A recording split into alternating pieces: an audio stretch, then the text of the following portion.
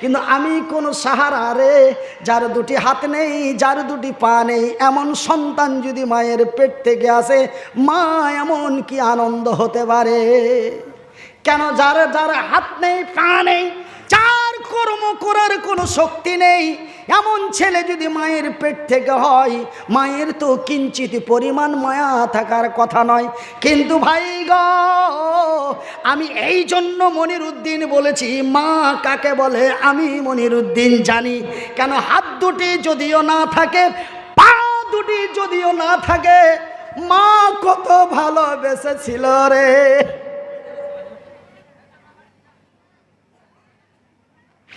মা যেন ফেলে দিতে পারে নাই।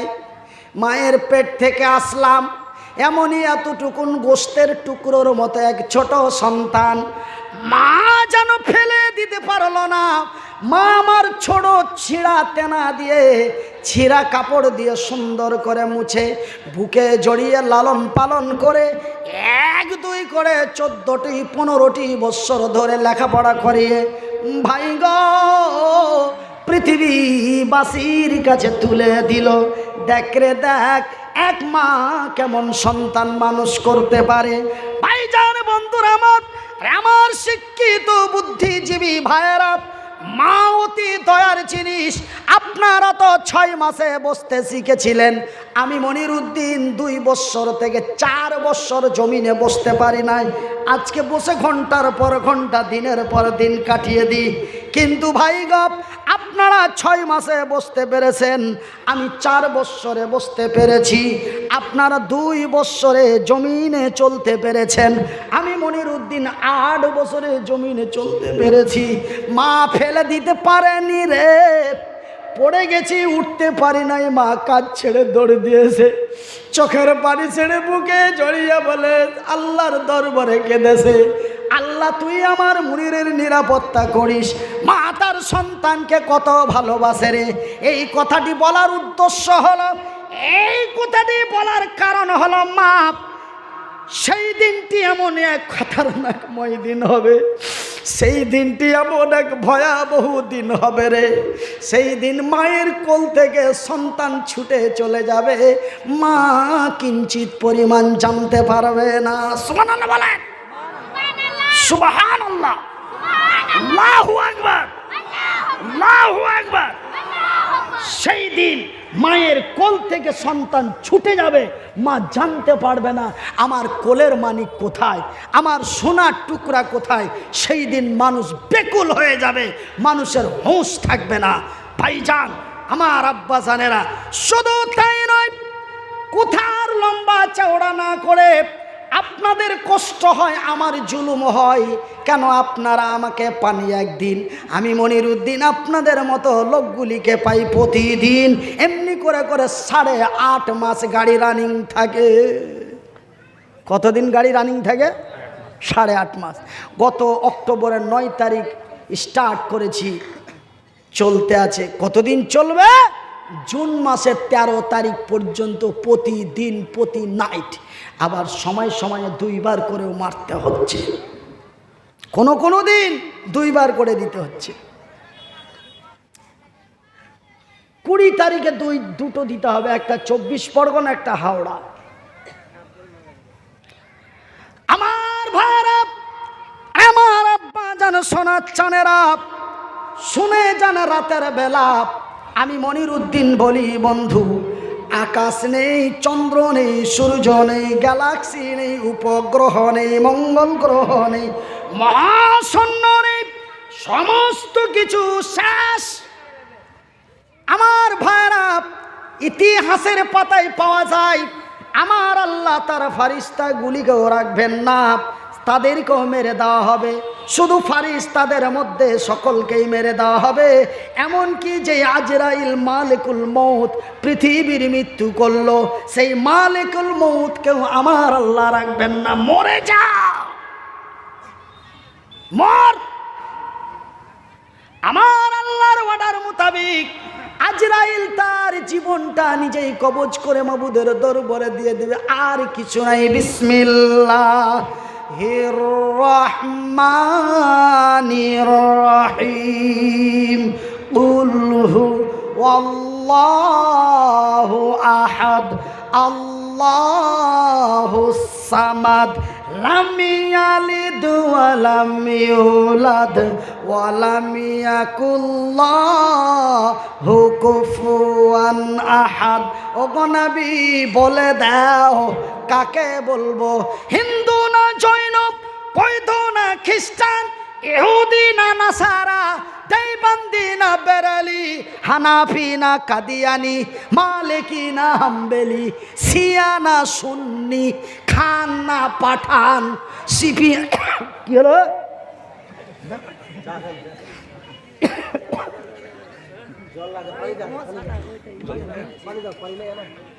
জল আছে, না জল দিতে হবে না।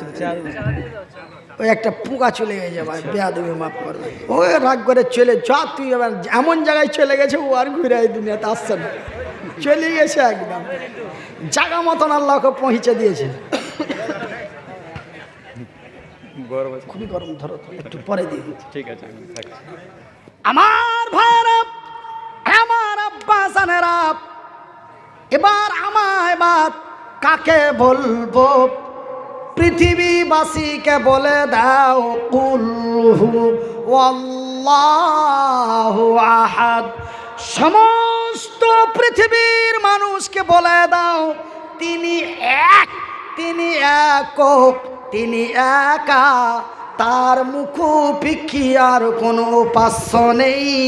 আজকে তার প্রমাণ হয়ে গেল আমার আল্লাহ ছাড়া আর কিছুই নাই, শুধুমাত্র একমাত্র আমার আল্লাহ। নারায়ে তাকবীর, নারায়ে তাকবীর, নারায়ে তাকবীর। আল ইসলাম জিন্দাবাদ, আল ইসলাম জিন্দাবাদ, আল কোরআন জিন্দাবাদ, আল কোরআনের আলো, আল কোরআনের আলো। মুসলমানের কি পাওয়ার স্পিরিট আছে! আগামী 22 তারিখে আমার চ্যানেলে লাইভে থাকবেন, ডাইরেক্ট লাইভ দেওয়া হবে 22শে নভেম্বর। বাংলাদেশের যশোর টাউন থেকে, বাংলাদেশের যশোর টাউনে প্রধান বক্তা হিসাবে আপনাদেরই ডিস্ট্রিক্টের ছেলে, আপনাদেরই এলাকার ছেলে, আপনাদেরই বঙ্গের ছেলে, আপনাদেরই সুপরিচিত সন্তান আগামী 22 তারিখ বাংলাদেশের যশোর ডিস্ট্রিক্টে এইভাবেই চলবে। পাবলিক কেমন করে চিৎকার করে আপনারা দেখতে পাবেন। ঘরে বসে বসে ডাইরেক্ট লাইভ দেওয়া হবে। চ্যানেলটি সাবস্ক্রাইব করে রাখুন, তবে লাইভটা ছাড়া মাত্রই আপনার মোবাইলে নোটিফিকেশন চলে আসবে। তাড়াতাড়ি তাড়াতাড়ি তাড়াতাড়ি সাবস্ক্রাইব করেন।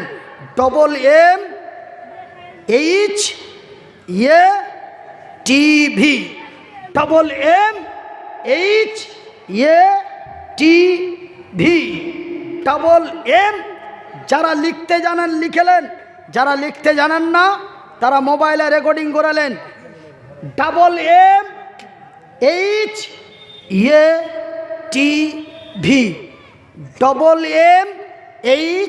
MMHATV। এটা আমার নিজস্ব চ্যানেল। এই চ্যানেল আমি ওই যাই, এইটা আমার ক্যামেরা, এই যে আমার ক্যামেরা লাগা আছে, রেকর্ডিং হচ্ছে। আজকের জালসা 2 থেকে 3 দিনের মধ্যে আপনাদের মোবাইলে ভরে দেওয়া হবে। এখানে বসে চা খাচ্ছি, দেখতে পাবেন। হ্যাঁ চলছে চলছে, কি চলছে, লাইভ চলছে মাওলানা সাহেব। আরে কার চ্যানেলে চলছে আমি কি জানি, আমার চ্যানেলে চলছে। আপনার চ্যানেল চলছে এখানে, আর এখানে লাইভ চলছে, এইখানে লাইভ চলছে। আর সেই দিন 22 নভেম্বর আমার চ্যানেল থেকে লাইভ চলবে, বাংলাদেশে বসে চলবে গাড়ি। হাসছে কেন গো? একদিন মাটির ভিতরে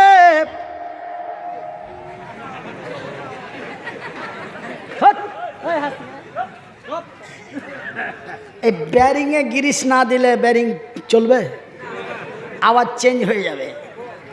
গিরিশ যদি থাকে কোনো আওয়াজই হবে না। আর যদি গ্যারিজ ডাউন হয়ে যায়, একটু গিরিশ দিয়ে দিছি ভাইজান, হাসবেন না।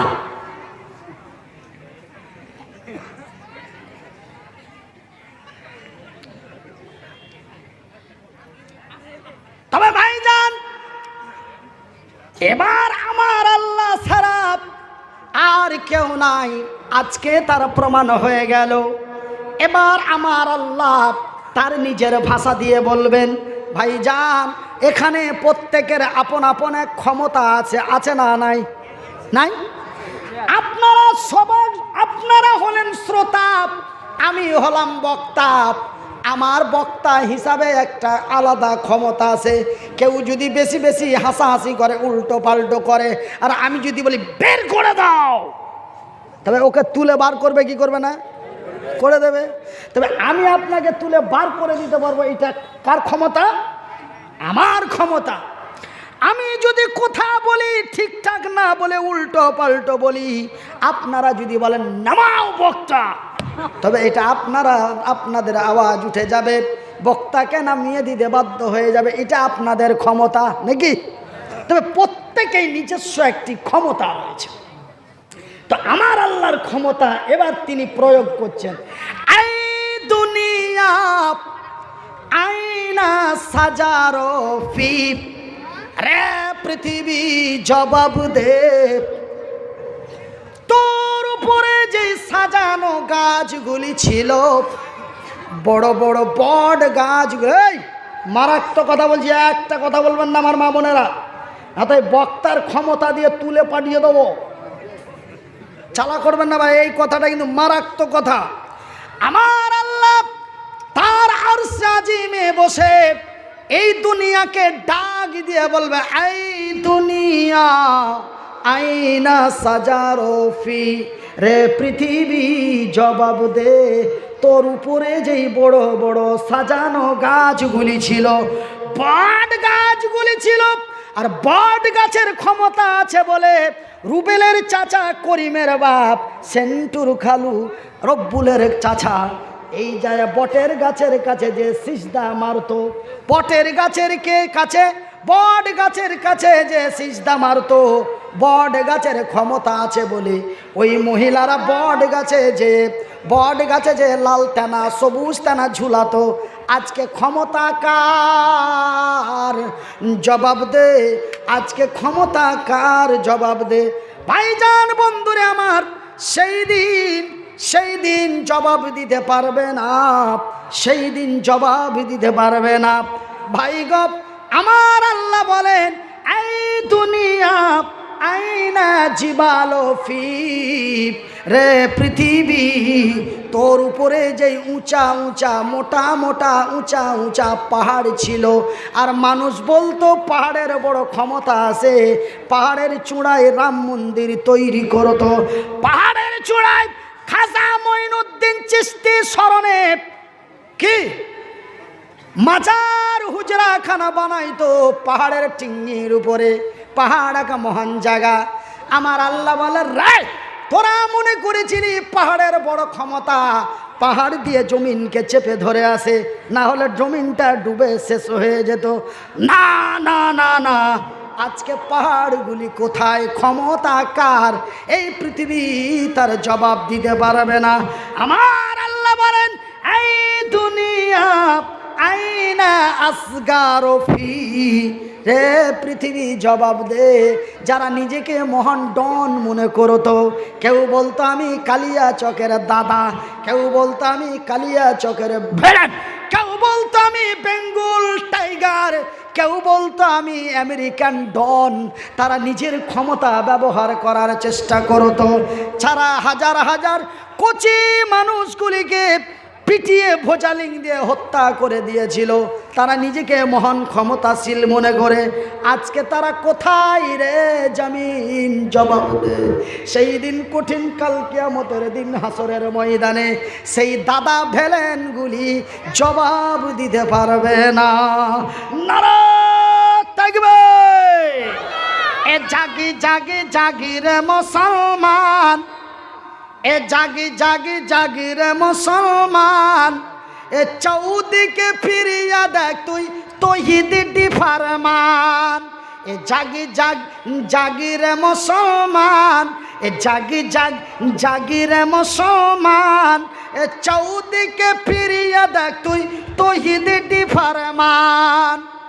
আমার ভাইয়ের, আমার বন্ধুরা, আমার পর্দা নাসিন মায়েরা, শুনে জানা রাতের বেলা এইবার কিছু 2022 সালের শেষ প্রান্তের লোকেরা, 2022 সালের শেষ প্রান্তের যুবকেরা বলবে, মনিরুদ্দিন ভাই তবে কি হয়ে গেল?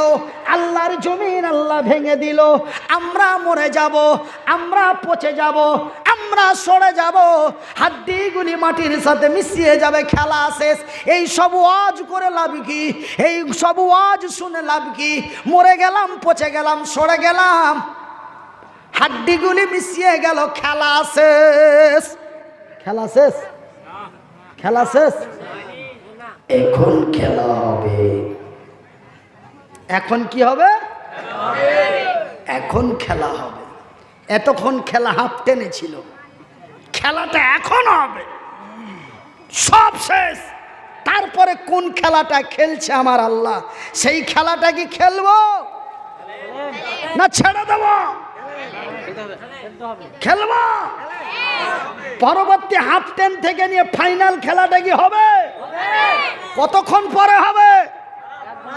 বলে এক্ষুনি হবে নাকি? না, খেলা হবে। তবে পিছন থেকে একজন বলছে যে কি 15 থেকে 20 মিনিটের একটা টিফিন হবে, মানে হাফ টেন, একটা রেস্ট। তবে এটা কোন রেস্ট বলবেন মনিরুদ্দিন ভাই? আপনি ঠকে গেলেন, খাসতে গিয়েছেন, তার জন্য কি 20 মিনিট হোল্ড করবেন? না, এই দুই খেলার মিডিলে একটা কথা আপনাদের বলবো। ওই হাফ টেনের পরে আর ফাইনালের মিডিলে দুটো কথা আপনাদের বলবো, ধৈর্য হারাবেন না। হাতটা যদিও এরকম হয় তবুও 5টা আঙ্গুল আলহামদুলিল্লাহ বলেন। তবে এই হাতে 5, এই হাতে 5, এই পায়ে 5, এই পায়ে 5, এই 5 5 4 5 20 মিনিট পরে আমি ওই ফাইনাল খেলাটা আপনাদের খেলে আপনাদের কাছ থেকে বেঙ্গুলের মাটি থেকে বিহারের মাটি চলে যাব। ভাইজান, গত 30 তারিখে বেরিয়েছি, কোন দিন যাব ওয়াল্লাহি আল্লাহ ভালো জানেন। যদি বেঁচে থাকি তবে বিবি বাল বাচ্চাদের সাথে দেখা হবে, আর যদি চলে গেলাম তো চলেই গেলাম, শেষ বিদায় নিয়েই বেরিয়ে এসেছি বাবা।